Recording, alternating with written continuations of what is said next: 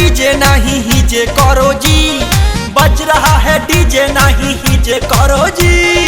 मक्का जगराता है कुछ नाचो गाओ जी, मक्का जगराता है कुछ नाचो गाओ जी। Music by Rajesh Keshari.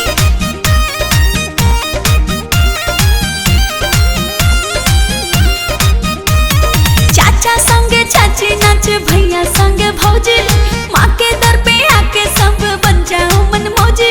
अरे माँ के दर पे आके सब बन जाओ मन मौजी। भक्ति के तू रंग में रंग के रस रचाओ जी।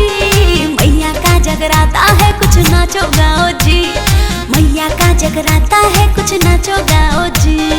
राधा संग में नाचे जैसे मुरलीधर श्याम, वो सही लगाओ ठुमका भाजो मक्का नाम। होले होले संग में आकर ताली मारो जी, होले होले संग में आकर ताली मारो जी। मक्का जगराता है कुछ नाचो गाओ जी, मक्का जगराता है कुछ नाचो गाओ जी। जय माता दी जय माता दी माता दी माता दी माता दी माता दी, जय माता दी जय माता दी माता दी माता दी माता दी माता दी। मैया मोरी भोली सबकी भरती है वो झोली, जो माँ के शरण में आते लौटे ना वो खाली, जो माँ के शरण में आते लौटे ना वो खाली।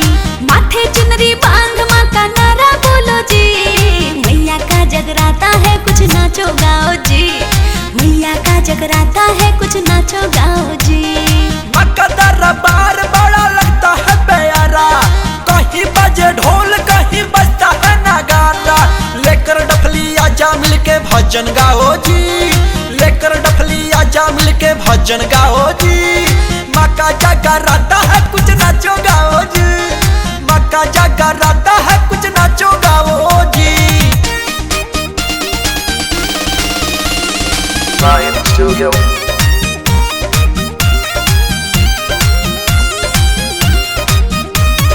आया है नवराता माँ का सबका है ये चांस, जितेंद्र हर जाई संगे मिलके करो डांस, जितेंद्र हर जाई संगे मिलके करो डांस।